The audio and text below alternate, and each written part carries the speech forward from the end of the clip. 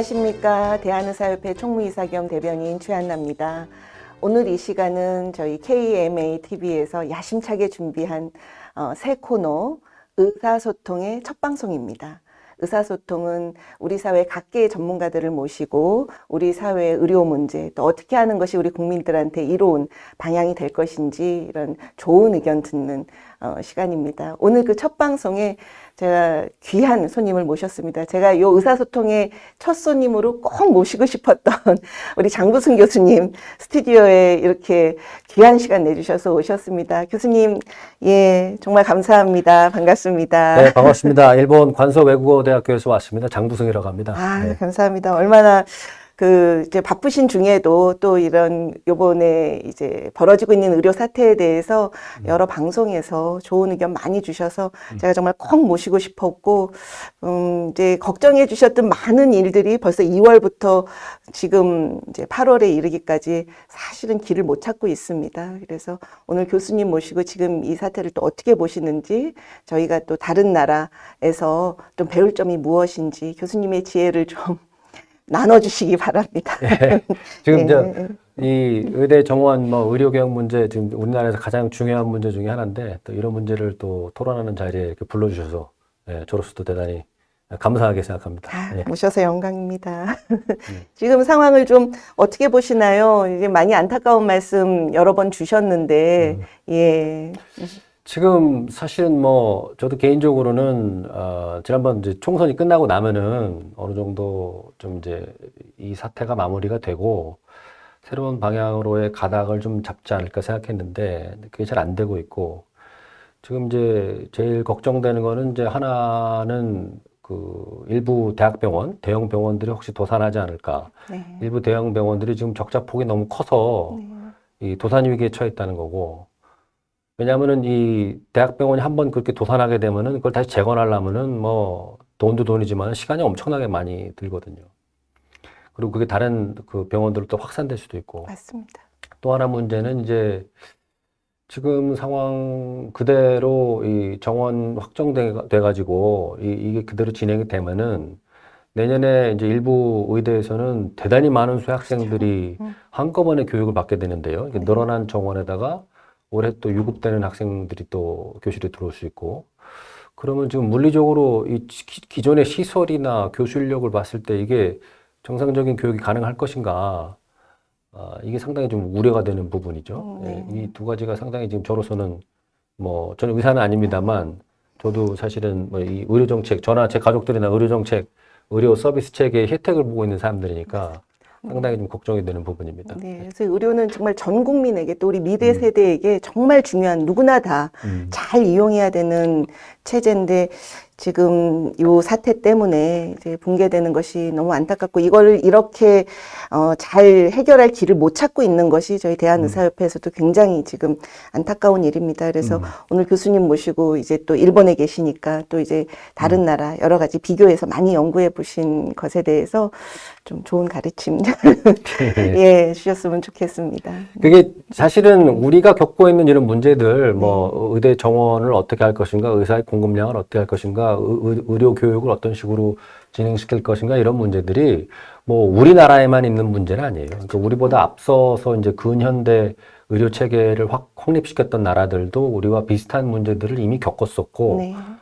같은 비슷한 고민에 봉착했었기 때문에 다른 나라의 어떤 고민들을 잘 살펴보고 들여다보면은 지금 현재 우리 문제를 어떻게 해결해 나갈 것인가, 우리는 어떤 방향으로 나갈 것인가에 대해서 상당히 그 교훈을 많이 얻을 수가 있습니다. 그걸 이제 우리가 보통 비교 정책학 또는 비교 정치학이라고 그러거든요. 그러니까 이제 다른 나라의 정치 과정, 정책 과정들로부터 우리가 배울 수 있는 교훈들을 찾아보는 거죠.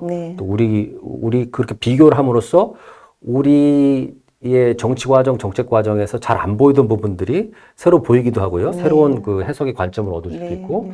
그래서 지금 오늘 드릴 말씀은 이제 이 의료 정책의 주요 이슈들, 이 다른 나라에서는 어떤 방식으로 접근이 됐고 어떤 방식으로 그 의사소통이 돼서 어떤 식으로 해결이 됐는가, 주요 요인들이 무엇이었는가, 이런 거를 좀 여러 가지 사례가 있습니다만 오늘은 주로 그 이 전후일본 네. 2차 대전 끝나고 나서 일본의 사례를 중심으로 해서 좀 말씀을 드리려고 합니다. 아유, 감사합니다. 오늘 자료도 이렇게 준비해 주셨는데요. 슬라이드 보면서 한번, 예, 말씀 듣도록 하겠습니다. 예, 일단 첫 번째 페이지 보시면은 네. 제가 방금 말씀드렸다시피 타이틀인데요. 의료정책 결정 과정과 의사 정부 간 소통 방식, 전후일본의 사례라고 되어 있습니다. 이제 이게 큰 주제이고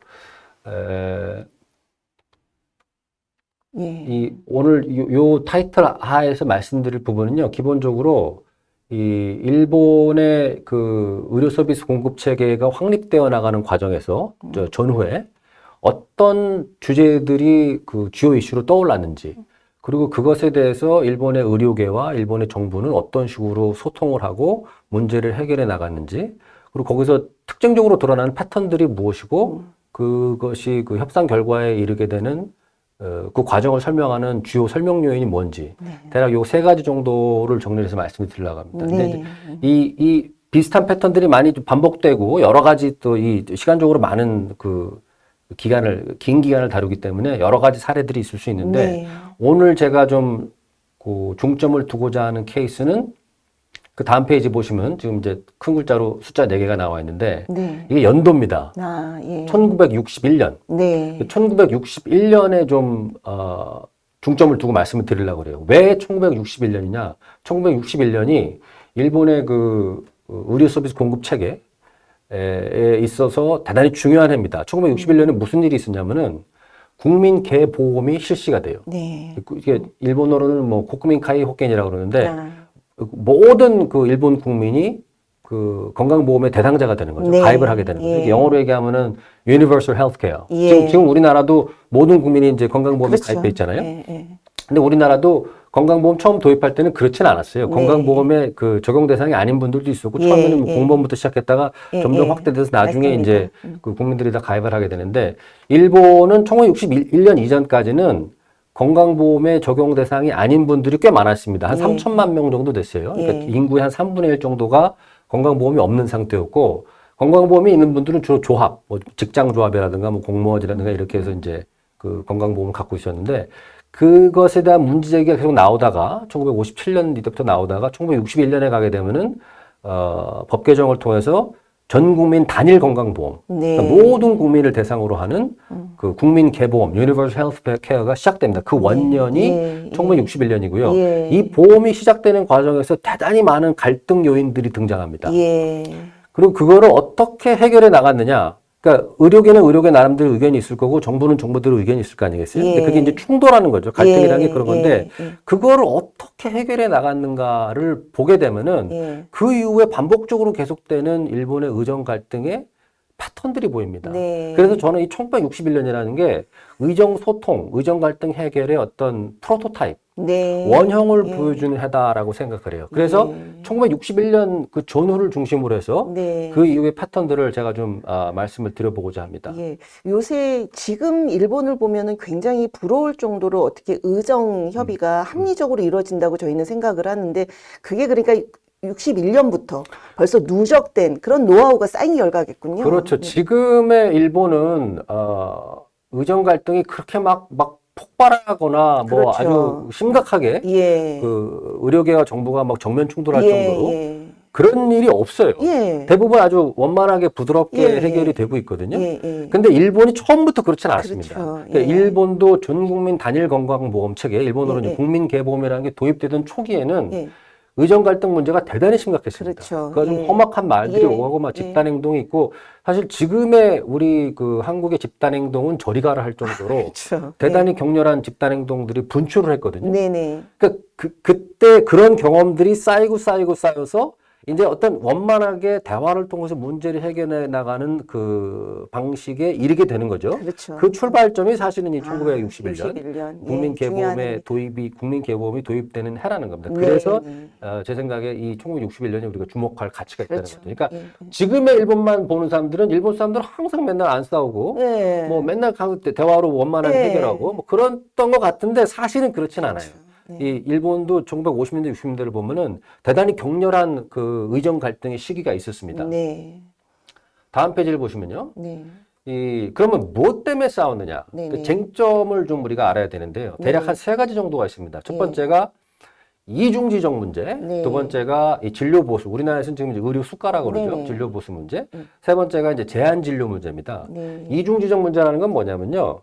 이 보험이 있게 되면은 그 보험의 의사, 네. 그 보험을 받아가지고 저 환자를 치료하고 보험에다가 이제 청구를 하는 네네. 보험의사라는 게 있는데 네. 이미 1950년대부터 그 이제 물타기 의료다. 네. 뭐라고 해, 과잉 진료다 해가지고 뭐 같은 의료를 여러 개로 쪼갠다든가 또는 뭐 진료를 과도하게 해서 더 많은 진료 보수를 받는다든가 이런 문제들이 이제 부작용들이 발생하기 시작해요. 네. 그래서 1957년에 이제 일본 정부가 이중지정 제도라는 걸 들고 들어옵니다. 네. 그게 뭐냐면은 의사를 그 보험의사, 보험과 관계를 맺는 의사로만 등록하는 게 아니라 예. 의사가 소속되어 있는 요양기관, 예. 병원도 그 보험기관으로다, 보험의료기관으로 지정을 하는 거죠. 그러니까 그 기관과 요양기관과 의사를 둘 다 그 보험기관으로다가 지정한다는 의미에서 이중지정이 되는 거죠. 네. 그 목적은 뭐냐면은 예. 좀 더 강하게 규제를 하려는 목적이 있는 거죠. 예를 들어서 그 의료기관과 의료 공급자인 의사에 따라 통제를 강화하고 네. 수시로 또 의사에 대해서 필요하면은 감사를 하고 예. 또 감사를 해서 만약에 과잉진료라든가 부당 청구 문제가 있었을 경우에는 그걸 우리가 처벌하겠다. 예. 뭐 면허를 예. 갖다가 뭐 예. 제한한다든가 뺀다든가 그런 식으로 처벌을 하고 그거를 어떤 그 기관 소속으로 의사들을 집어넣어서 이중지정을 함으로써 그러한 어떤 규제를 더 강화하겠다는 의도가 그 배후에 있었던 겁니다. 예, 예. 근데 이에 대해서 당시 이제 의사들은 강하게 반발했던 거고요. 예. 두 번째는 진료 보수 문제인데요. 네. 이것도 사실은 뭐 우리나라에서도 항상 있는 문제지만 일본도 마찬가지입니다. 일본과 우리나라가 비교적 아주 대단히 유사한 네네. 의료 서비스 공급 체계를 가지고 있거든요. 그래서 일본에서도 의사들은 의료 수가 계속 올려달라, 진료 보수를 올려달라고 주장을 했었고, 정부 그리고 이제 그 보험의 혜택자가 되는 그 노동계측이라든가 또는 경영계측, 저 재계라고 그러죠. 그 사용자들, 그다음에 노동자들 이런 쪽에서는 의료 서비스의 소비자니까 네. 그 사람들은 이제 진료 수가를 좀 낮추겠다는 입장을 가지고 있었던 거고. 그래서 이런 것들이 이제 여러 가지 그 부작용, 그러니까 갈등을 일으키는 원인이 됩니다. 세 번째 제한 진료라는 건 뭐냐면요. 그 예를 들어서 이제 그 전쟁 기간, 그 전쟁 끝나고 나서 이제 항생제들이 많이 이제 일상화되는데 당시에는 항생제 가격이 크고 물량도 좀 공급이 제한돼 있었기 때문에 예를 들어서 어떤 약물을 어떤 식으로 쓰고 어떤 절차에 따라서 쓰고 어떤 경우에 쓰느냐를 일본 정부가 강하게 통제하고 있었어요. 네. 그걸 제한 진료라고 합니다. 예. 근데 이제 시간이 지나면서 이 약품 생산이 대중화되고 대량 생산이 되니까 가격도 많이 내려가고 하면서 그럴 필요가 좀 없었거든요. 그러면서 이제 의사들이 반발하는 거죠. 어떤 종류의 약을 몇 번이나 쓰고 빈도를 어떻게 하고 어떤 절차를 거쳐서 쓰는지는 개개 환자의 상황이 다 다르기 때문에 의사가 환자를 보고 적절하게 자기 재량으로 다 판단해야지 그거를 정부가 그거를 다 절차를 정해가지고 그걸 강하게 규제하는 것은 이건 사리에 맞지 않는다라고 해가지고 이 제한 진료 부분을 완화해야 된다라는 주장이 있었습니다. 그래서 이것도 사실은 당시에 일본 정부와 의료계 사이에 중요한 그 갈등의 원인, 쟁점이 돼 있던 겁니다. 그래서 이 세 가지가 당시에 이제 1950년대 후반에 교수님, 이게 50년대 후반에 일본의 의정 갈등의 쟁점이잖아요. 그렇죠, 그렇죠. 예. 지금도 저러고 있거든요. 우리나라는 지금 2024년, 대한민국은 지금도 저 세 가지 문제에서 한 발짝도 못 나가고 있거든요. 그렇기 때문에 우리가 다른 나라 사례, 특히 이제 그러니까. 일본 사례를 예. 자세하게 들여다볼 필요가 있어요. 그렇죠. 그러니까 이걸 어떻게 풀어 나갔는가. 그렇죠. 일본도 우리랑 비슷한 문제들이 있었고 우리 못지않게 아주 격렬하게 그렇죠. 갈등하고 대립했었는데 예. 지금은 그렇게까지 심하게 싸우지 않는다는 거죠. 예, 예. 그러면 뭘 어떻게 했길래 이 그렇죠. 사람들은 예. 이 문제를 원만하게 해결하는 방식을 개발할 수 있었던 것인가? 네. 그거를 생각해 보자는 예, 겁니다. 오늘 배워보겠습니다. 네. 근데 여기서 한 가지 말씀을 드리고 싶은 게 뭐냐면은 이 다케미 타로라는 네. 인물을 우리가 주목해 볼 필요가 있어요. 예, 다케미 예. 타로. 이 사람이 누구냐면은 예. 1957년에 일본 의사회 회장에 취임합니다. 네. 1957년에 무슨 일이 있었냐면은 아까 말씀드렸던 그 이중지정 문제가 쟁점이 돼가지고 일본 의사회, 우리로 치면 이제 대한의사협회죠. 네. 일본 의사회의 회장과 임원들이 총사직을 합니다. 예. 이 정부에서 이중지정을 밀어붙이려고 하는데 일본 의사회가 이걸 제대로 막지 못했다 예. 해가지고 인책론, 책임져라 하니까 예. 그만둔 거예요. 예. 그러면서 그 의사회 회장으로 이때 당선되는 사람이 바로 네. 다케미 타로라는 예. 분입니다. 예. 이게 내과 의사인데요. 예. 이분이 예. 1957년에 일본 의사회 회장, 우리 예. 지금 대한의사협회 회장이죠. 예. 회장이 되고 나서 1982년까지 합니다. 야. 대단합니다. 25년간 예. 계속해서 예. 일본 의사 회장을 합니다. 예. 그럼 어떻게 이게 물론 그러니까 이 일본 의사회 회원들이 뭐 문제가 있다고 생각하거나 이 사람 가지고는 안 되겠다고 했으면 이렇게 오래 못 했겠죠. 그렇죠. 그러니까 뭔가 계속 하면서 성과를 냈기 때문에 네. 이렇게 오랫동안 의사회 회장을 할 수 있던 건데 이분의 그 별명이 예. 한국말로 하면은 싸움꾼 타로예요. 갱카 타로. 예. 그래가지고 아주 그 대정부 강경 투쟁을 주도했던 사람으로 네. 일본 그 의료의 역사에 이름을 남긴 분입니다. 이게 예. 지금 1961년 전후에도 이런 일이 있었지만은 예. 그 한 10년 후에 1971년에도 네네. 일본에서 이제 대규모 그 의사 파업 스트라이크가 있었는데 예. 그것도 이 당시에도 그 지도자가 예. 바로 이 싸움꾼 타로, 다케미 타로 예. 일본 의사회 회장이었습니다.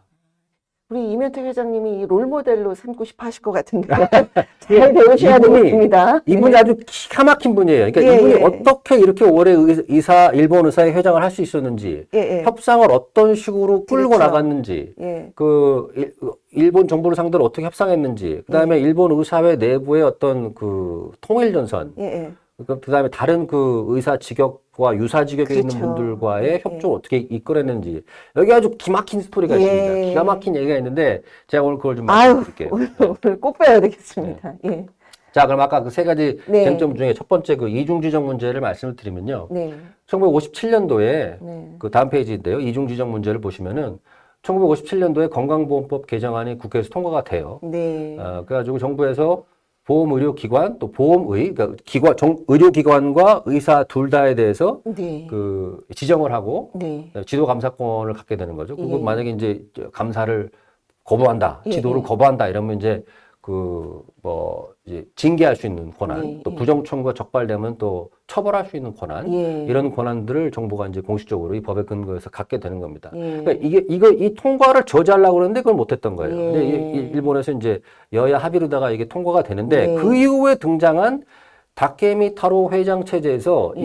이 이중지정 문제에 대해서 어떻게 접근하느냐? 예. 일단 법이 통과가 됐기 때문에 법을 다시 바꿀 수는 없어요. 네. 하지만 이때 다케미 회장이 상당한 실력 있는 사람입니다. 예. 왜냐하면 예. 보통은 일본 의사회 회장이 새로 취임을 하면은 네. 후생 노동성에 이제 인사를 하러 가거든요. 예. 나 이게 새로 일본 의사회 회장 됐습니다. 라고 네. 하는데 다케미 회장은 그 예방을 하러 가는 거를 거부합니다. 오. 안 가겠다는 거죠. 예. 그러면서 오히려 니네 담당 국장이 일본 의사회에 와서 예.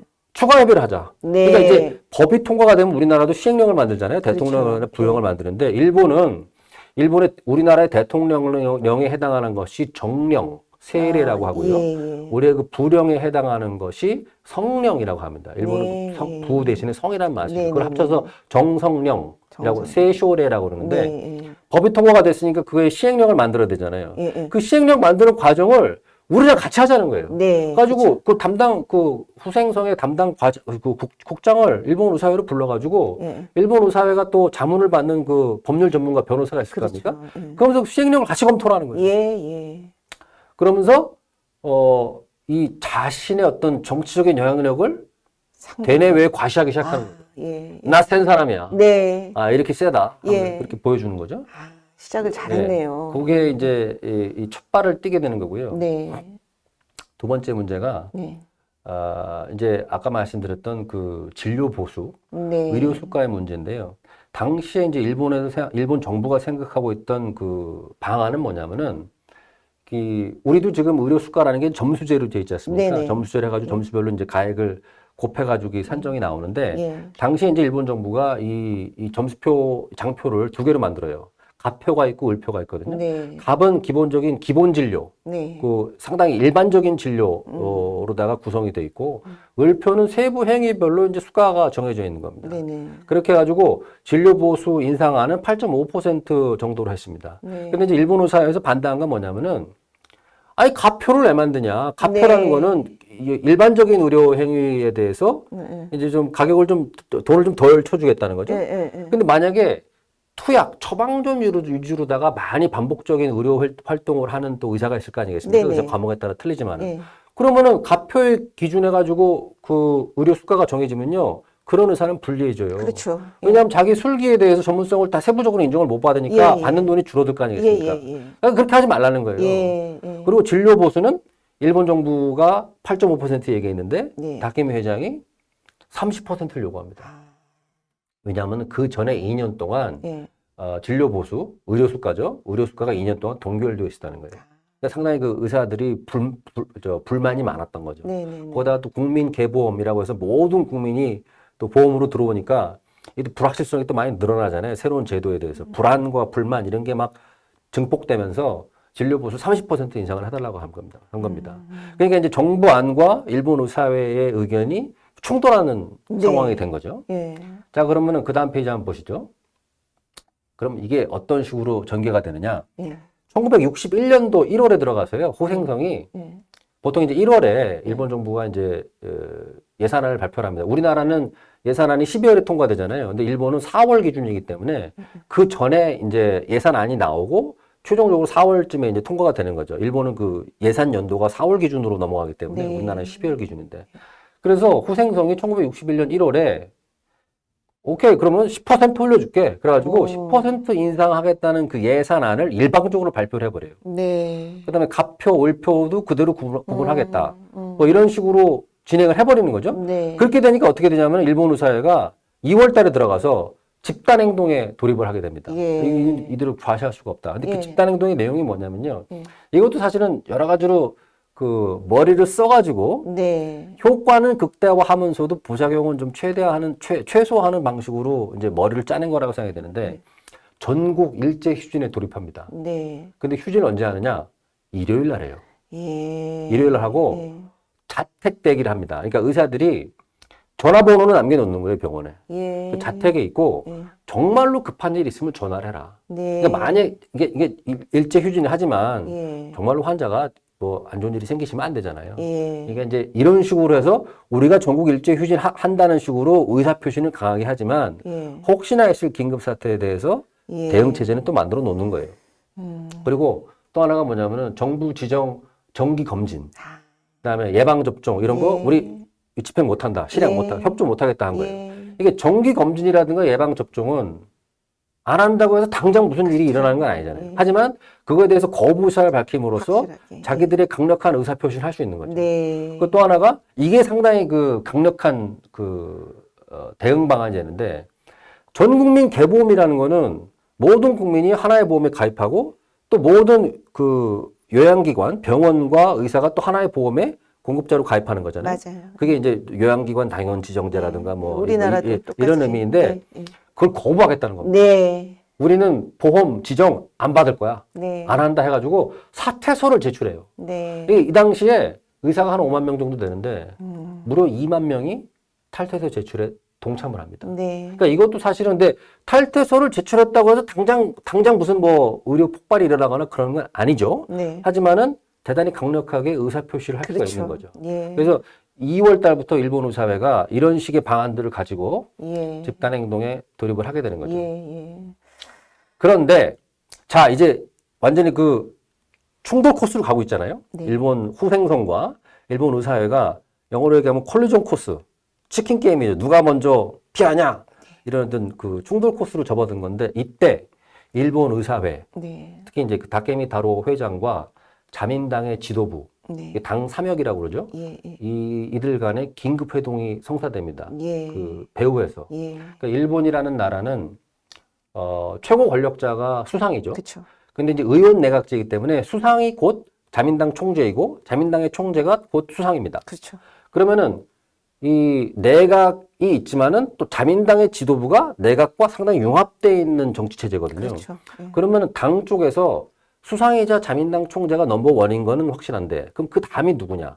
그 다음의 권력자들이 바로 이 당 삼역이라는 사람들이에요. 당 삼역이 누구냐면은 자민당 간사장, 자민당의 일종의 사무총장이죠. 인사와 예산을 쥐고 있고 또 하나가 정무조사회장, 정조회장이라고 그러는데 정책총괄을 맡습니다. 우리 지금 정책위 의장 같은 역할이죠. 네. 또 한 명이 총무회장. 네. 그러니까 자민당의 상설 최고 의사결정기구가 25명의 총무로 구성되는 총무회거든요. 예. 그 총무회장이 있습니다. 이 세 명이 당 삼역이고 당 총재 다음에 권력이 2인자들이 3명인 거죠. 네. 일본 의사회장이 권력의 핵심부에 있는 자민당 지도부 당 삼역과 긴급회동을 한 거예요. 예. 그래서 어떤 식으로 얘기를 하게 되느냐. 당 삼역, 그러니까 자민당 최고 지도부 측에서 당시 단가가 10엔인데요. 1회는 상당히 뛰어넘는, 그러니까 10%를 많이 뛰어넘는 금액으로다가 우리가 그 수가를 진료 보수를 올려줄게 네. 라는 언지를 받아냅니다. 네. 자민당 지도부에서. 네. 그러면서 이 보험지정 사퇴, 네. 그러니까 이제 일본 의사회와 일본 후생성이 정면 충돌하는 사태는 회피할 수 있게 되는 거죠. 네. 이게 이제 1961년 2월에 있었던 일입니다. 대단한 정치력입니다. 그렇죠. 그러니까 이게 회원들이 어떤 단합된 힘을 모은 것을 바탕으로 네. 회장이 여당, 집권 여당의 핵심들하고 만나서 네. 회원들의 요구를 받아내면서 그런 충돌을, 사회적 충돌을 피한다는 거는 그렇죠. 아, 그게 왜 우리는 이렇게 안 될까요? 바로 그게 필요합니다. 닥케미 타로 회장이 어떻게 네. 그런 리더십을 발휘할 수 있었는지에 대해서는 네. 조금 이따가 제가 말씀드릴게요. 예, 예. 네, 다음 페이지 한번 보시죠. 네. 다음 페이지 보시면은 예. 자, 그런데 그렇게 해서 사태가 좀 어느 정도 네. 일단락이 됐다고 생각을 했었는데 네. 62년 얘기입니다, 계속. 지금 네. 61년. 61년. 예. 근데 7월에 어떤 일이 벌어지냐? 일본은 그 중앙사회보험의료협의라고 지금도 있습니다. 네. 중의협, 네. 추이쿄라고 그러는데 이게 후생성 산하 자문기구인데요. 네. 수가를 기본적으로 이쪽에서 이제 방침을 결정을 합니다. 그러니까 네. 후생성이 물론 이제 결정이라는 건 후생성 장관, 뭐 네, 네, 일본 네. 내각이 하지만 네. 형식을 어떻게 취하냐면은 후생성이 중앙사회보험의료협의회 중의협 측에 자문을 구해요. 예. 그럼 그 자문에 대해서 답신을 줍니다. 네. 그럼 그 답신에 근거해서 입장을 결정하는 거예요. 예. 근데 7월에 중의협이 예. 후생성의 자문에 대해서 뭐라고 답을 했냐면 예. 단가 인상하지 않고 예. 이 아까 말씀드렸던 그 장표, 예. 예. 가표, 을표에 점수만 일부 조정하겠다는 아. 입장을 발표한 거죠. 그럼 어떻게 되겠어요? 일본 의사 입장에서는 예. 뒤통수를 맞은 거죠. 그렇죠. 뭐야 이거 합의랑 틀리잖아. 예. 이렇게 되는 거죠. 예. 그러면서 후생성이 아니 우리는 뭐 중의협에서 그렇게 자문 의견을 냈기 때문에 어쩔 수 없어라고 하면서 은근슬쩍 이 진료보수 개정안을 예. 공지를 해버려요. 네. 우리 관보에 뭐 할면 공지하지 않습니까? 일본도 그런 거예요. 네. 그러니까 일본 의사회가 야 이건 말이 틀리잖아 하면서 8월부터 예. 예. 다시 집단행동에 돌입합니다. 네. 보험지정 총사퇴하겠다. 우리 예. 보험 이제 못 받아. 예. 이제 우리 의사 이거 안 한다. 이런 예. 식으로 하자 일종의 이제 총파업에 돌입하는 거죠. 예. 그 입장이 나와요. 그렇게 해서 이때 또 어떻게 되느냐? 예. 이때에 자민당의 정조 회장, 아까 그 당 3역 중에 한 명이 네. 다나카 가쿠에였습니다. 나중에 70년대 일본 총리가 되는 네. 사람인데 이때 이미 다나카 가쿠에가 자민당 내의 최고 실력자 중에 한 명이거든요. 네. 그러니까 이 사람을 일본 의사회 회장 다케미 타로가 접촉을 해요. 예. 그래서 어떻게 하기로 하느냐? 자, 이런 이해 당사자들, 관련자로 구성된 의료 간담회를 구성해서 거기서 얘기를 하자라고 네. 다나카가 의견을 내는 거예요. 예. 거기서 아까 그 쟁점 중에 세 번째 쟁점이었던 제한 진료 완화 문제, 네. 그다음에 진료 보수 적정화 문제에 대해서 합의를 이루게 되는 겁니다. 예.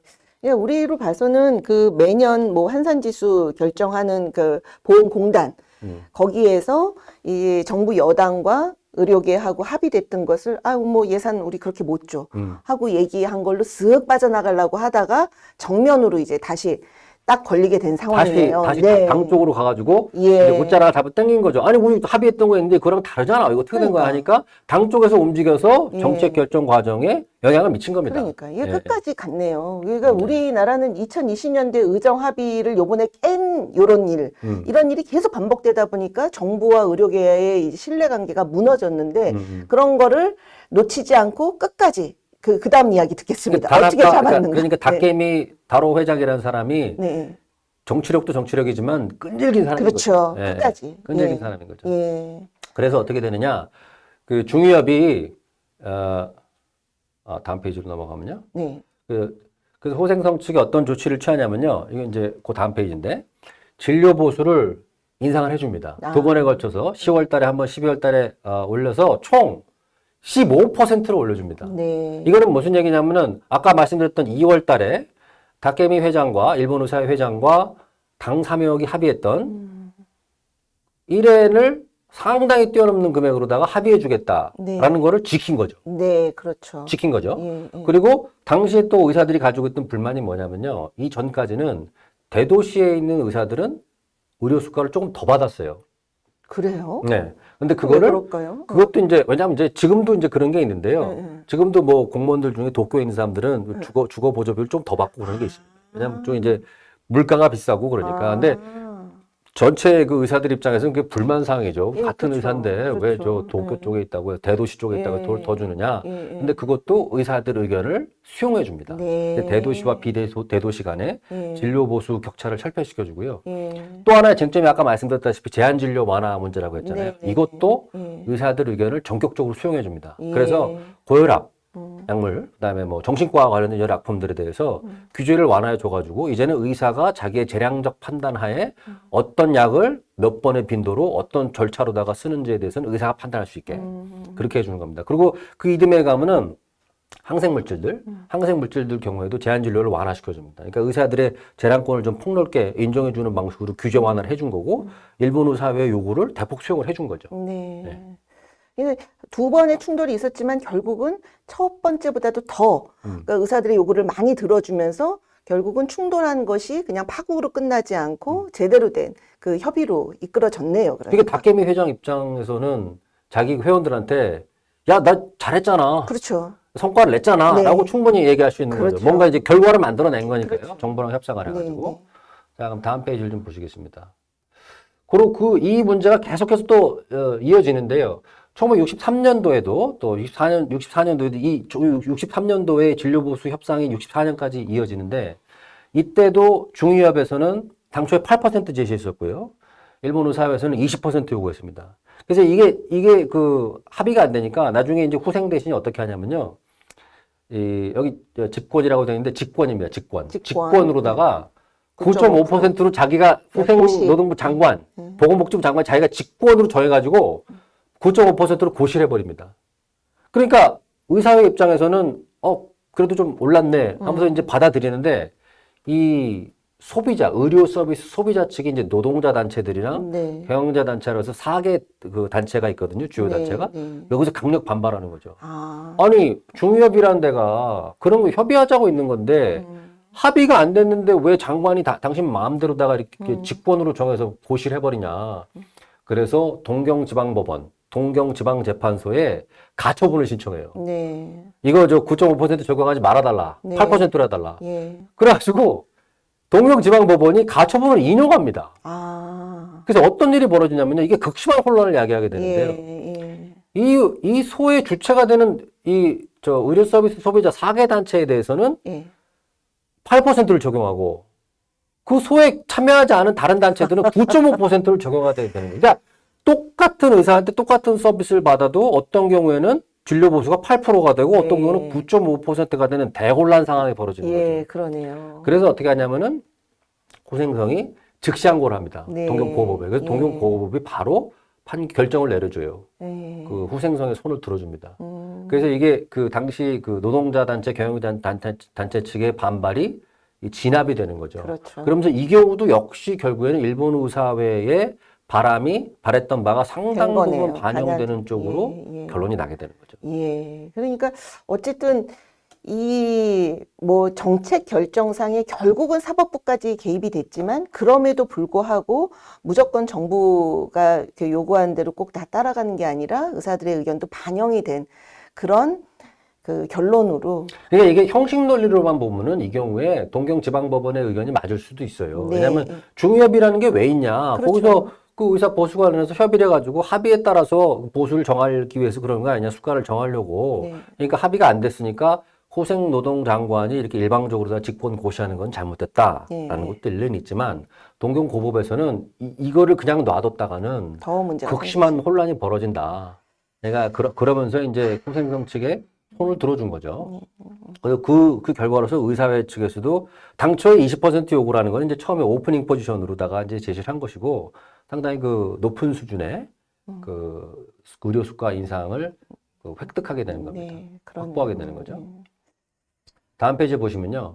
자, 그러면 이 의사회가 어떻게 이렇게 협상에 성공할 수 있었느냐. 이걸 한번 생각을 해볼 필요가 있어요. 여기서는 제일 중요한 것이 이 다케미라는 사람, 일본 의사회 회장의 어떤 정치력, 그다음에 어떤 유연한 대응, 이런 거를 빼놓을 수가 없습니다. 이 다케미 회장이라는 사람이 어떤 사람이냐면요.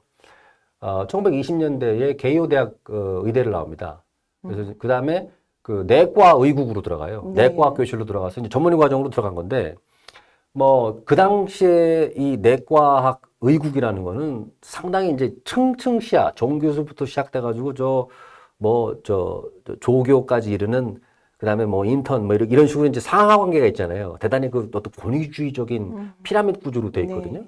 근데 이제 다케미라는 사람은 좀 자유분방한 성격이고 그랬는지 그걸 견디질 못한 거예요. 아, 그래서 의국을 뛰쳐나옵니다. 예. 1930년일 겁니다. 1930년대 그 의국을 뛰쳐나와서 도쿄의 긴자에서 예. 자기가 개업을 해요. 아, 병원을 여는 겁니다. 예. 근데 그 긴자니까 네네. 뭐 유명한 사람들 올 거 아닙니까? 예, 예. 근데 거기서 자기의 환자로서 진료를 했던 사람 중에 한 명이 이 마키노 신켄 백작이에요. 네. 이 사람이 누구냐면은 당시에 일본 전기의 유력한 실력자입니다. 1919년인가요? 그 1차 대전 끝나고 나서 베르사유 강화조약, 네, 강화회의가 열렸을 때 일본이 대표단을 파견하는데 승전국으로서 그때 단장이 이 마키노 신켄이에요. 아, 이 마키노 신켄이 누구냐면은 일본의 메이지 유신 3걸이라고 그러죠. 메이지 예, 유신 3공식 3걸 중에 한 명이 오오쿠보 토시미치라고 있는데 예. 그 사람의 둘째 아들입니다. 아. 친아들이에요. 근데 왜 이름이 다르냐? 이 오오쿠보 토시미치가 사돈 쪽에 이제 종영제가 있었는데 예. 후사가 없어가지고 아. 양자를 줘요. 아. 근데 양자를 줬는데 양자로 가자마자 예, 예. 법률 조치를 할 거 아니에요. 예, 이름을 예. 바꾸고. 예. 근데 그게 끝나자마자 그 종영제가 무신전쟁이라고 내전에 참여하면서 사망합니다. 아. 그러니까 아이고. 애를 어쩔 수가 없잖아요. 그래서 이름은 바뀌었는데 도르데르. 데려다가 다시 키워요. 아. 양자로 갔는데 예. 저쪽에 아버지 돌아가셨으니까 예. 데려다 다시 키워요. 그러니까 오쿠보 토시미치의 이름만 다른 그냥 예. 둘째 아들이에요. 예. 이게 상당히 이미 후광이 있는 거죠. 그리고 본인이 1920년대, 30년대 그 일본 전개 실력자고, 그리고 이 마키노 신켄의 사위가 누구냐면은 바로 그 유명한 요시다 시게루입니다. 아. 그러니까 전후에 일본에서 그 사토 에이사쿠가 이제 기록을 세우기 전까지는 최장수 총리였던 5년 반 정도를 총리 대신으로 재직했던 사람이고, 단순히 총리만 한 게 아니라요. 이 사람은 파벌의 수장인데다가 자기 주변의 그 후배 관료들을 적극적으로 정계를 끌어들였어요. 대단히 그 커다란 그 세력, 파벌을 갖다가 배경으로 삼고 있는 사람이죠. 그래서 마키노 신켄이 자기 환자고, 요시다 시게루도 자기 장인어른한테 소개받아가지고 이 다케미 회장의 병원에 와서 나중에는 다케미 회장이 요시다 시게루의 주치의가 됩니다. 아. 근데 마키노 신켄도 그러고 요시다 시게루도 그러고 전쟁 전에 군부에 대해서 반대했던 사람들이거든요. 아. 그다음에 막 암살 위협까지 시달리고 이랬던 예, 사람이에요. 예. 그러니까 그때 얼마나 시리에 빠져 있었겠어요. 그렇죠. 그러니까 그때 시리에 빠져 있던 시절에 다케미 병원에 드나들면서 얘기도 나누고 그렇죠. 건강 관련 조언도 듣고, 네. 다케미 회장은 또 그 일반 내과 의사지만은 한방에도 조예가 깊었다고 해요. 아, 그리고 예. 자기 스스로 막 조제돼서 먹었다고 하니까 상당히 여러 가지 교류가 있고 도움을 받았던 것이고요. 나중에 전쟁이 끝나고 나서는 요시다 시게루가 일본의 최고 권력자, 총리 대신이 됐고, 요시다 시게루를 통해서 다케미 회장은 일본 정계의 실력자들, 요시다 시게루의 후배들이겠죠? 이런 사람들과 아주 막역한 교류를 나누게 됩니다. 그러니까 뭐 그 당시 사진 같은 거 보면요, 이 다케미 회장이 이 일본 정계 실력자들이랑 그냥 같이 앉아서 막 담소를 나눠요. 예. 그러니까 대단히 그 접근성이 좋았던, 예. 접근이 확보가 되어 있는 그런 사람이었던 거죠. 예. 그런 것을 다 이 정치력으로 활용을 하면서. 네. 예. 그러니까 다케미 회장이 그런 어떤 정치적인 어떤 그 접근성을 가지고 있는, 정치력을 가지고 있던 사람이고, 그러니까 그렇기 때문에 자기가 회장이 되고 나서 후생성과 일본 의사회가 정면 충돌할 때 다케미는 후생성을 설득하려고 그러진 않습니다. 그러니까 이 후생성의 배후에 있는 자민당 라인을 건드리는 거예요. 그렇죠. 자민당 라인을 끌고 가지고 자민당의 중역들과 직접 대화를 나누는 겁니다. 그래서 사실은 후생 노동 장관이 힘이 센 사람이죠. 의료계 네, 입장에서는. 네, 그 예. 사람이 그 어디 정부사에 대표하는 사람이니까. 하지만 일본의 정부 체제라는 전체 시스템의 측면에서 보면은요, 그 위에 당의 실력자들이 있고 그 위에 또 당 총재가 있고 그런 겁니다. 그렇죠. 그러니까 이 사람들이 그 다케미가 가서 설명을 하고 도움을 요청했을 때 다케미가 얘기한 걸 후생 노동성에 전달해 주거나 또는 입장을 어느 정도 수정해 달라고 요청을 할 수 있는 거고요. 또 필요에 따라서는 정 말을 안 들으면 후생 노동 장관 바꾸자. 사태를 좀 원만하게 해결하자. 그런 역할까지 해줄 수 있게 되는 겁니다. 그래서 1961년 2월에 당 삼역과의 회동이 가능했던 것이고, 그다음에 7월 이후에 또 사태가 재발했을 때 당시 정조회장이었던 다나카 가쿠에이를 그 동원해서 새로운 또 간담회 구조를 만들 수 있었던 것. 그런 게 가능했던 게 바로 다케미 회장이 가지고 있던 이 정치적인 접근성, 그러네요. 정치력이 기반했던 거죠. 그러니까 정치가 참 중요한데 음. 결국은 그 당시에 일본을 하고 있는 것을 우리는 지금 전혀 못하고 있어서 이 사태 해결을 더 못하고 있다는 생각이 듭니다. 그렇죠. 방법을 찾아야 되는데 좀 제가 일단 예. 일본 의사회의 어떤 성공 요인이라든가 뭐 일본 그 정부의 어떤 그 성공 요인 이런 거 갖다가 좀그 말씀을 드린 다음에 네네. 우리 지금 현재 한국에 예. 대해서 던지는 시사점이 뭔지도 한번 제가 말씀드릴게요. 네네네. 그다음에 일본 의사회 협상 성공 요인 두 번째를 말씀드리면은 아주 강력한 통일 대우를 만들 수가 있었어요. 그러니까 네. 이 당시의 의사들은 전국 개보험, 그러니까 이 전 국민 개보험이라는 새로운 제도가 시행되는 과정에서 대단히 불안감을 느끼고 또 불만도 많이 가지고 있었죠. 그 전까지는 자유진료 체제라고 해서 이 좀 제약을 덜 받았었는데 갑자기 뭐 전 국민 단일 건강보험이라 가지고 다 들어오라고 그러고 막 이중지정제가 막 들어오니까 규제가 강화되고 이러니까 아, 수가 안 올려주는 거 아니냐 뭐 이러면서 불안과 불만이 팽배해 있던 상황인데 그들의 불만을 이 다케미 회장이 끌어안아 가지고 단일 대우를 만들어낸 겁니다. 그리고 이게 의사들만이 아니라요. 3, 4회라는 걸 구축해요. 3, 4회가 뭐냐면은 의사, 약사, 치과의사. 네. 그러니까 의사회만이 아니라 치과의사회. 그다음에 일본 약제사 협회까지도 다 같이 통일전선, 공동전선을 구축해서 협상을 같이 하는 겁니다. 그래서 실제로 그 후생노동성과 협상을 할 때요. 일본 치과의사회 회장이랑 같이 가요. 그리고 일본 치과에도 뭐 보철 얼마, 뭐 의료수가 다 있지 않습니까? 네. 그거 협상할 때 다 같이 해줘요. 네. 같이 하면 돼가지고 그것도 다 그 협상 합의 내용에 다 집어가지고 보철을 얼마 올려주고 하는 것도 다 같이 해줘요. 그 불편하겠지만 공동전선을 구축해서 그들의 이해관계도 반영해 주는 겁니다. 그렇게 강한 통일 대우를 구축함으로써 협상력을 높인 거죠. 그다음에 세 번째로는 이거 되게 독특한 부분인데 네. 다케미라는 사람은 이 환자와의 인간관계를 대단히 강조해요. 네. 그러니까 이 사람이 하는 얘기는 뭐냐면은 의료라는 거, 의술이라고 하는 것은 기본적으로 의사와 환자 간의 신뢰관계에 그 본질적 기반이 있다는 겁니다. 네. 그러니까 이거가 가장 중요한 거다는 거예요. 그렇기 때문에 의사의 양심적 판단이라는 것이 중요한 것이고 과도한 이윤 동기를 경계해야 된다. 그래서 의사를 그러니까 아까 이중지정제 말씀드렸잖아요. 이중지정제만 놓고 보면은 요양기관이 있고 의사가 있고 의사는 의료 서비스 공급하고 요양기관에서 돈 받고 그다음에 정부에서 의료 수가대로 지정가지고 받고 그러니까 이건 그냥 월급쟁이가 돼요.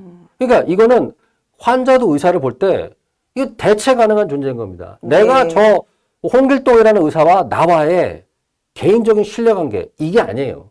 그냥 이거는 다 어떤 기관이 있고 수가 체계가 있고 거기에 여러 명의 의사 언제든지 대체 가능한 다 똑같은 의사이고 이거는 나와의 어떤 개인적인 관계는 없다.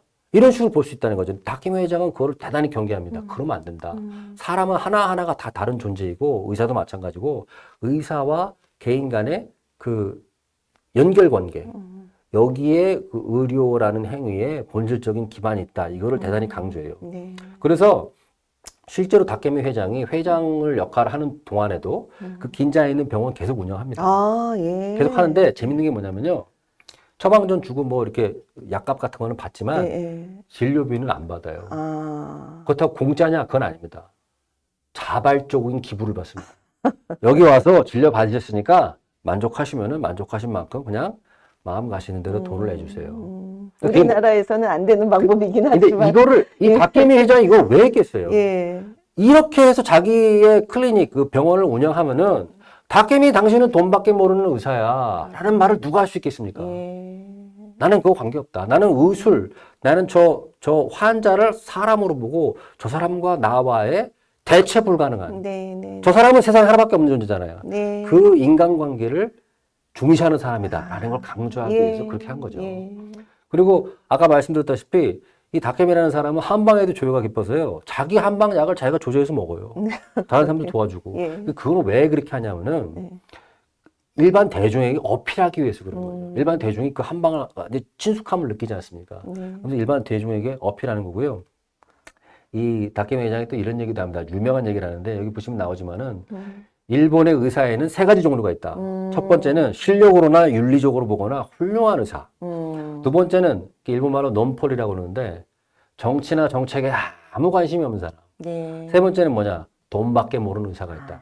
이거를 일본 의사회 회장이 대놓고 해요. 대놓고. 그러니까 이게 뭐냐면은 돈만 너무 따지지 말란 얘기죠. 그렇죠. 예. 환자를 돈으로 보면 안 된다. 이 예. 얘기를 예. 일본 의사회 다케미 회장이 공개적으로 자꾸 얘기를 하는 겁니다. 예. 왜 그랬겠어요? 예. 그것은 이 일반 대중들에게 어필하고 그렇죠. 의사 사회 네. 또는 의술에 대한 긍정적인 이미지를 심어주기 위한 고도의 전략이라고도 볼 수가 그렇죠. 있는 거죠. 예. 그리고 그게 더 사실에 부합하는 면도 있고요. 맞습니다. 왜냐하면 사람이라는 게 한 명 한 명 다 다른 존재이고 고귀한 존재 아닙니까? 네. 존엄성이 있는 것이고. 그렇기 때문에 돈만 밝히면 안 된다. 이 얘기를 일본 의사회 회장이 계속 하는 거예요. 네. 저 환자를 한 명의 개별적인 존재로 보고 나 의사로서의 어떤 이 의료 공급 서비스, 의료 서비스 공급자와 개별적인 관계를 만들어야 된다. 이 얘기를 한 겁니다. 이게 상당히 그 뭐라고 할까요? 의료 행위 또는 의사에 대해서 오해를 하거나 곡해를 하면서 공격할 수 있는 여지들을 사전에 차단할 수 있는 그 중요한 그 방어 기제라고 볼 수도 그렇죠. 있는 겁니다. 예. 그러니까 국민들한테도 네. 굉장히 신망을 네. 유지하는 네. 그런 의사회장이 되셨을 것 같아요. 예. 그렇게 해서 25년 동안 그러니까요. 일본 의사 회장을 할 수 예. 있던 거고요. 그렇죠. 자, 이런 그 일본 의사회 쪽에 이런 성공 요인들이 있는 반면에 일본 정부는 어떤가를 보면요. 예. 예. 당시 일본 정부의 시스템이라는 걸 보면요. 네. 이 자민당이라는 대체 경로가 존재했다는 것이 대단히 중요한 겁니다. 그러니까 만약에 일본 의사회와 후생 노동성 간의 이 접촉 네. 이것만이 이 의정 갈등을 해결할 수 있는 유일한 의사소통 방식이라고 하면은 이건 대단히 경직적인 체제예요. 네, 그래서 맞습니다. 유연하게 문제를 해결할 수 있는 원만한 해결을 이룰 수 있는 방법을 찾기가 대단히 어려울 겁니다. 왜냐면 뭐 후생 노동 장관도 인간인데 자기 자존심이 있는 거고 이렇게 하자고 얘기했는데 저쪽에서 아니다라고 하면 의사들이 그 중간에 어떤 접점을 찾기가 대단히 어렵거든요. 네. 근데 다케미 회장은 자민당이라는 경로를 만들어가지고 그쪽에 가서 설득을 합니다. 그러면 자민당에서 이 후생 노동 대신보다 선수도 많거나 정계 경력도 많은 선배들일 거 아닙니까?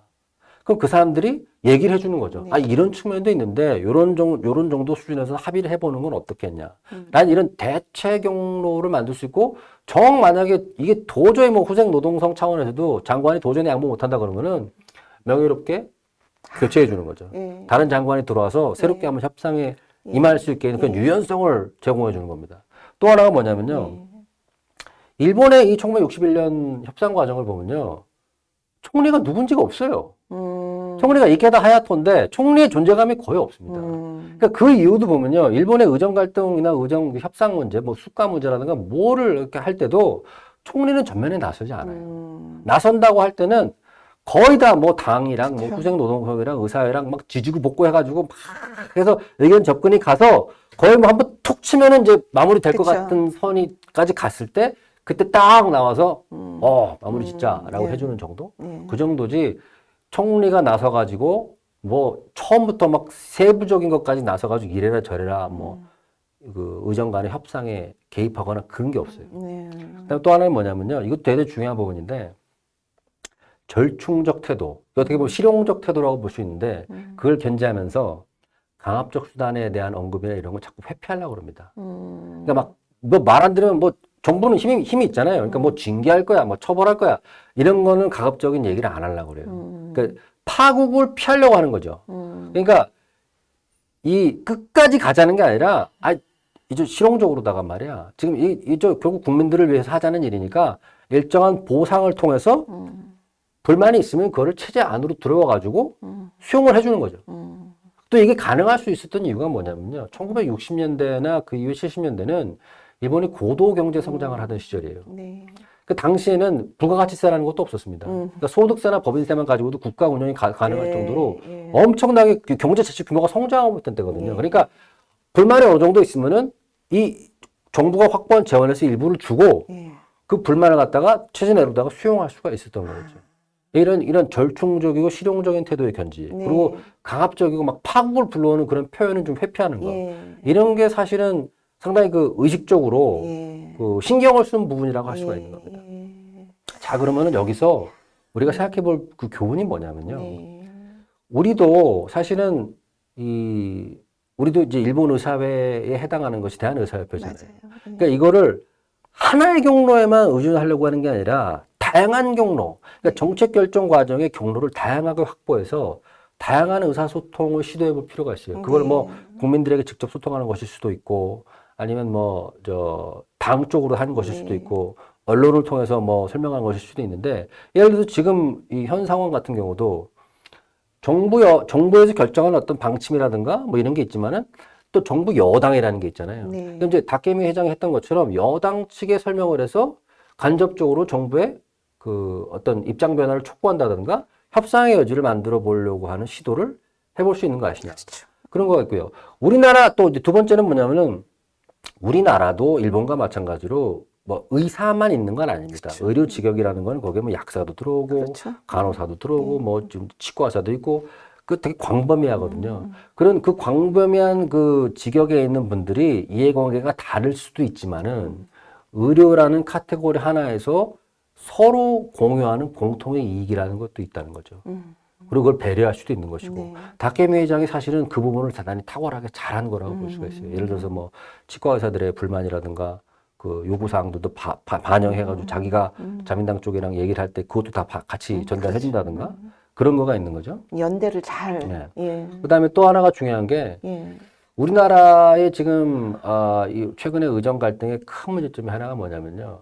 이건 사실은 뭐 윤석열 대통령 개인이 좀 유념을 하시고 좀 신경을 써야 될 부분이라고 생각이 되는데 원래 대통령은요, 네. 총리도 마찬가지고 국가의 최종 의사결정자는 디테일한 문제에 대해서 협상 초기에 다 뭐 말해버리면 안 됩니다. 그렇죠. 그렇게 되면은 협상의 실무를 맡고 있는 뭐 차관복급이라든가 차관이라든가 뭐 장관 이런 사람들이요. 뭘 운신을 할 수가 없어요. 맞아요. 네. 맞습니다. 근데 사실은 일본이 이 총리가 뭐 총리는 입이 없겠습니까? 네. 총리도 보고를 받으니까 뭐 얘기는 뭐가 어떻게 돌아가는지는 다 알 거거든요. 네. 하지만 얘기하지 않는 네. 거는 네. 자기가 일일이 다 얘기를 해버리면은 협상을 오히려 망칠 수 있다는 맞습니다. 의식을 분명히 하는 거죠. 맞습니다. 네. 그러니까 근데 우리나라 경우는 거꾸로 가고 있죠. 대통령께서 초장부터 그러니까. 너무 구체적인 거를 많이 얘기하셔가지고 그게 이 이게 사단의 가 실책입니다. 지금 네. 이게 어떻게 이거를 수습을 해야 될지 모르는 상황이 됐는데 그게 이것도 가장 사실은 우리가 얻을 수 있는 교훈 중에 하나고요. 맞습니다. 또 아까 이 말씀드렸던 이 실용주의적 태도, 절충적 태도, 네. 그다음에 강압적인 표현들, 뭐 무슨 뭐 감옥에 보내겠다, 네. 뭐 형사처벌을 하겠다 이런 얘기는요. 일본의 협상 과정에서는 잘 안 나와요. 그렇죠. 그러니까 왜냐하면 그거는 협상을 오히려 망치는 길입니다. 맞습니다. 협상 상대방한테 너 말 안 들으면 형사처벌시켜서 감옥 보낼 거야 이러면은 그 사람이 죄송합니다 무섭습니다 그러면서 저 시키는 대로 다 하겠습니다 이러지 않아요. 당연하죠. 분노하죠. 네, 당연하죠. 그 협상하겠다는 태도입니까? 네, 네. 그럼 지금 나를 좀 범죄자로 보고 나를 지금 감옥에 보내겠다는 겁니까? 라면 네. 반발만 네, 일으키죠. 그렇죠. 그렇죠. 그러니까 사실은 이런 부분들 아까 말씀드렸던 그 어떤 제2의 어떤 경로를 만드는 거, 네. 그다음에 의료라는 직역 전체 어떤 통일 전선, 공동 전선 네. 구축하는 문제, 네. 그다음에 이 고위 라인에서 디테일을 너무 일찍 다 네. 말해버리면 안 된다는 거. 그다음에 실용주의적 태도, 네. 그다음에 좀 이 문제를 해결하려고 하는 태도를 초장부터 좀 굳건히 견제할 필요가 있다는 거. 네. 이런 부분들은 네. 우리가 1961년에 이 일본의 의정 갈등, 의사소통의 사례에서 배울 수 있는 부분이라고 생각이 돼요. 그리고 맞습니다. 그 이후에 일본의 이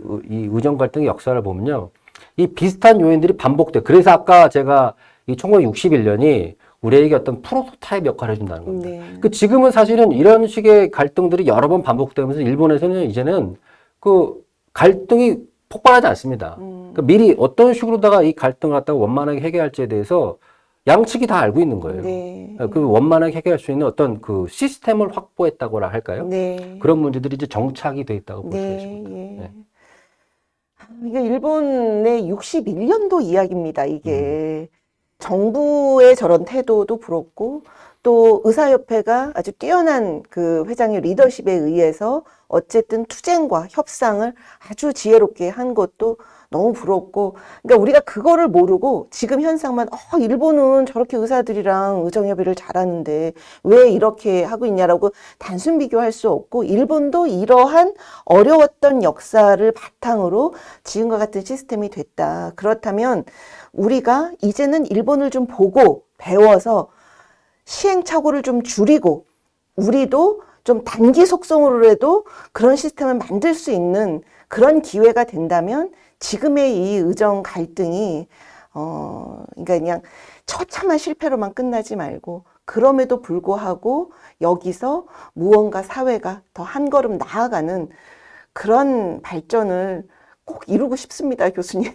이게 뭐 일본만 그런 게 아니라 우리나라도 예. 그렇고요. 네. 사람 사는 세상에 불만이 없고 갈등이 없는 곳이 그렇죠. 어디가 있겠어요. 네. 그러니까 일본도 이때 뭐 우리가 지금 겪고 있는 문제들 다 이미 겪었고요. 엄청나게 불만 폭발하고 막 싸우고 그랬던 겁니다. 하지만은 아까 제가 말씀드렸던 그러한 요인들을 작용하고 그거를 계속 스스로 교훈으로 삼아서 발전시켜 나가면서 지금은 상당히 그래도 원만하게 네. 문제를 해결할 수 있는 방법들이 정착되어 가고 있다라고 그러니까 볼 수가 있을 것 같습니다. 그게 결국은 정치력인 것 같습니다. 의사들도 정부도 결국 사회를 위해서 어떻게 더 나은 제도를 정착시킬까 그거 하려고 정치하고 있는 거잖아요. 그렇죠. 근데 지금 그게 실패되고 있는 것이 너무 지금 안타까운 거고 아무튼 배워서 반드시 이 기회가 더 나은 의료가 정착될 수 있도록 그래야 우리 후배들 지금 나가서 있는 저 전공의하고 학생들 나갈 때 이제 바로 뭐 법정 최고형이니 뭐 바로 잡아넣겠다니 막 이러한 강압적 태도로 왔기 때문에 사실 지금까지 이거 해결점을 못 찾고 있는데 일본의 저 사례는 이 방송을 꼭 그 용산에서도 좀 보시고 복지부는 물론이고 복지부는 사실 다 알 거예요. 알면서도 지금 모른 척 하고 있는 건데 지금 꼭 저희 국힘당에서도 좀 보시고 우리 사회에 어떠한 결과를 내놓을 것인지 정치는 결과로 얘기해야 되는 거 아닙니까? 그렇죠. 예. 좀 꼭 보셨으면 좋겠습니다. 어떤 의미에서는 현재 이제 의정 갈등의 이 상황이라는 것이 정치의 실패입니다. 네, 맞습니다. 그 정치력을 복원하고 정치를 되살려야만 이 문제를 해결할 수 있는 실마리가 발견되지 않을까 그렇게 생각합니다. 그래서 오늘 첫 시간은 이렇게 우리에게 지금 부족한 정치력, 국가와 사회를 위해서 또 우리 의료계가 또 어떻게 정부와 정치력을 회복해야 되는지에 대해서 일본의 너무나 부럽습니다만 60년대 것을 이렇게 리뷰해 주면 저 정말 몰랐습니다. 처음 듣는 얘기 많았는데요. 이걸 교수님한테 좀 들으면서 이 첫 시간은 우리에게 필요한 정치력, 앞으로 해나가야 될 방향에 대해서 그래도 첫 방향을 보여주셨습니다. 오늘 이렇게 첫 시간 해주신 거에 너무 감사드리고 또 준비해 주신 많은 이야기 두 번째 시간, 세 번째 시간에 또 들으면서 저희가 많이 배우도록 하겠습니다. 네, 오늘 이렇게 첫 시간 잘 열어주신 교수님께 감사드립니다. 네, 감사합니다. 수고하셨습니다. 네.